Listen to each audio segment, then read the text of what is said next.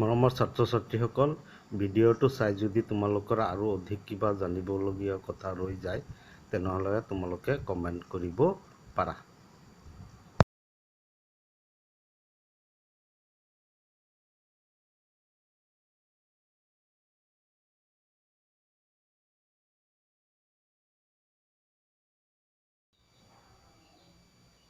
এতিয়া আমাৰ সন্মুখত অনুশীলনীৰ পঞ্চমটো প্ৰশ্ন 113 পৃষ্ঠাৰ। আমাৰ দেহত কেনেকৈ চৰ্বিসমূহ পাচন হয়, এই প্ৰক্ৰিয়াটো ক'ত সংঘটিত হয়? আমাৰ দেহত চৰ্বিসমূহ কেনেকৈ পাচন হয় আৰু এই প্ৰক্ৰিয়াটো ক'ত সংঘটিত হয় এই বিষয়ে আমি আলোচনা কৰিবলৈ আগবাঢ়িছোঁ। চৰ্বিৰ অণুসমূহ বৃহৎ আকাৰৰ। চৰ্বিৰ অণুসমূহ কি হয়? বৃহৎ আকাৰৰ। এনে বৃহৎ অণুৰ ওপৰত উৎসেচকে ক্ৰিয়া কাৰ্যক্ষম নহয়। এনে বৃহৎ অণুৰ ওপৰত উৎসেচকৰ ক্ৰিয়া কি নহয়? কাৰ্যক্ষম নহয়। যকৃত গ্ৰন্থিৰ দ্বাৰা নিঃসৰিত। যকৃত গ্ৰন্থিৰ দ্বাৰা নিঃসৰিত পিত্তৰসত থকা পিত্ত লৱণে চৰ্বিৰ এনে বৃহৎ অণুবোৰক সৰু সৰু কৰাৰ লগতে পিত্তৰসে ইহঁতক ক্ষাৰকীয় কৰে, যাতে পাচক উৎসেচকৰ কাৰ্য কি হয়? সহজ হয়।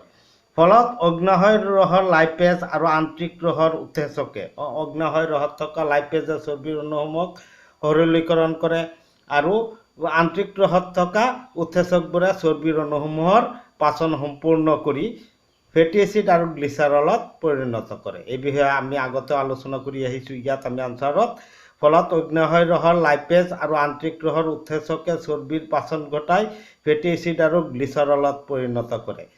এতিয়া আমাৰ পিছৰ প্ৰশ্নটো হ'ল, এই প্ৰক্ৰিয়াটো ক'ত সংঘটিত হয়? ইয়াৰ আনচাৰটো আমি এই প্ৰক্ৰিয়াটো ক্ষুদ্ৰান্তত সংঘটিত হয় বুলি উল্লেখ কৰি দিলেই হৈ গ'ল। এতিয়া আমাৰ সন্মুখত আছে অনুশীলনীৰ 6 নম্বৰ প্ৰশ্ন। পাচনত লালটিৰ ভূমিকা কি? পাচনত লালটিৰ ভূমিকা কি এই বিষয়ে আমি ক'ব লাগে। লালটি গ্ৰন্থিয়ে নিঃসৰণ কৰা লালটি। লালটি গ্ৰন্থিয়ে নিঃসৰণ কৰা লালটি আমি খাদ্য চুবোৱাৰ সময়ত জিভাৰ সহায়ত খাদ্যৰ লগত মিহলি হয়। আমি যেতিয়া খাদ্য চুবাই থাকোঁ তেতিয়া লালটি গ্ৰন্থিয়ে লালটি নিঃসৰণ কৰি এই লালটি জিভাৰ সহায়ত খাদ্যৰ লগত মিহলি হয়, যাতে পাচন নলীত খাদ্যৰ গতি সুষম হয়, যাতে পাচন নলীৰ মাজেদি খাদ্য অনায়াসে পাৰ হৈ যাব পাৰে। ইয়াৰ উপৰি লালটিত থকা লালটি এমাইলেজে লালটিত কাৰ্বহাইড্ৰেট বিশ্লেষী উৎসেচক লালটি এমাইলাইজ থাকে। এই লালটি এমাইলেজে খাদ্যৰ শ্বেতসাৰৰ ওপৰত ক্ৰিয়া কৰি সৰল শ্ৰেণী গ্লুক'জত পৰিণত কৰে। আমি এইখিনি আনচাৰ দিলেই হৈ যাব। এতিয়া আমাৰ সন্মুখত আছে প্ৰশ্ন অনুশীলনীৰ 7মটো প্ৰশ্ন। প্ৰশ্নটো হ'ল, স্বপোষিত পুষ্টিৰ কাৰণে কি কি কাৰকৰ প্ৰয়োজন? স্বপোষিত পুষ্টিৰ কাৰণে কি কি বস্তুৰ দৰকাৰ? কি কি কাৰকৰ প্ৰয়োজন হয়? ইয়াৰ উপজাত পদাৰ্থবোৰ কি কি? এতিয়া ইয়াত মাৰ্ক যদি বেছি থাকে, 3 নম্বৰ থাকে, তেতিয়াহ'লে যিখিনি লিখিছোঁ আটাইখিনি লিখিবা। যদি 2 থাকে তেতিয়াহ'লে এই সমীকৰণটো নিলিখিলেও হৈ যাব। স্বপোষিত পুষ্টিৰ কাৰণে কি লাগিব? সূৰ্যৰ পোহৰ, পত্ৰহৰিত নামৰ সেউজীয়া ৰঞ্জক কণিকা। সেউজীয়া উদ্ভিদৰ পাতত সেউজীয়া ৰঞ্জক কণিকা পত্ৰহৰিত থাকে, যাৰ বাবে ইহঁতে নিজৰ আহাৰ নিজে প্ৰস্তুত কৰি ল'ব পাৰে। সূৰ্যৰ পোহৰৰ পৰা শক্তি আহৰণ কৰি পানী আৰু কাৰ্বন ডাই অক্সাইড আৰু পানীৰ মাজত বিক্ৰিয়া ঘটাই খাদ্য প্ৰস্তুত কৰে, কাৰ্বহাইড্ৰেট প্ৰস্তুত। এই প্ৰক্ৰিয়াটোক সালোক সংশ্লেষণ নামেৰে আমি জানো, হয়নে? স্বপোষিত পৰিপুষ্টি যিবিলাক প্ৰাণীয়ে স্বপোষিত পৰিপুষ্টি নিজৰ আহাৰ নিজে প্ৰস্তুত কৰিব পৰা কৰি পুষ্টি আহৰণ কৰা প্ৰক্ৰিয়াটোক কি বুলি কোৱা হয়? স্বপোষিত পৰিপুষ্টি। গতিকে স্বপোষিত পৰিপুষ্টি সেউজীয়া উদ্ভিদবিলাকে সম্পন্ন কৰে, কিছুমান নিউল শেলাই আৰু কিছুমান বেক্টেৰিয়া সম্পন্ন কৰে, আমি বিষয়ে জানো। গতিকে আমাৰ স্বপোষিত পুষ্টিৰ কাৰণে সূৰ্যৰ পোহৰ লাগিব, পত্ৰহৰিত নামৰ সেউজীয়া ৰঞ্জক কণিকাও লাগিব, কাৰ্বন ডাই অক্সাইড আৰু পানীৰ প্ৰয়োজন, কাৰ্বন ডাই অক্সাইড আৰু পানীও লাগিব।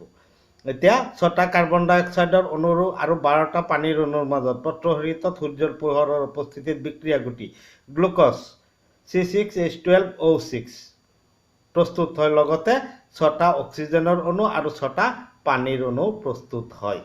আমি এই প্ৰক্ৰিয়াটো আগৰ শ্ৰেণীবিলাকৰ পৰাই পাই আহিছোঁ।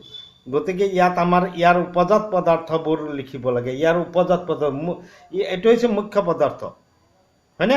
খাদ্য প্ৰস্তুত হয় গ্লুক'জ যে এইটো মুখ্য পদাৰ্থ। উপজাত পদাৰ্থ হ'ল বাকী এই দুটা, আমি লিখি দিলেই হৈ গ'ল। ইয়াৰ উপজাত পদাৰ্থবোৰ হ'ল অক্সিজেন আৰু পানী। অক্সিজেন আৰু পানী এই স্বপোষিত পৰিপুষ্টিৰ উপজাত পদাৰ্থ। মৰমৰ ছাত্ৰ ছাত্ৰীসকল, ভিডিঅ'টো চাই ভাল লাগিছে যদি ভিডিঅ'টো লাইক কৰা, শ্বেয়াৰ কৰা আৰু চেনেলটো ছাবস্ক্ৰাইব কৰি লোৱা, যাতে চেনেলত গৈ প্লে'লিষ্টত ভিডিঅ'বোৰ একাধিকক্ৰমে চাই যাব পাৰা। ইয়াৰ উপৰিও প্লে'লিষ্টবিলাক মই Facebook group, Facebook page, Telegram আদিত শ্বেয়াৰ কৰি থৈছোঁ, যাৰ লিংক মই ডেছক্ৰিপশ্যনত দি থৈছোঁ। তাৰ জৰিয়তেও তোমালোকে চেনেলত গৈ ভিডিঅ'বোৰ একাধিকক্ৰমে চাই যাব পাৰিবা।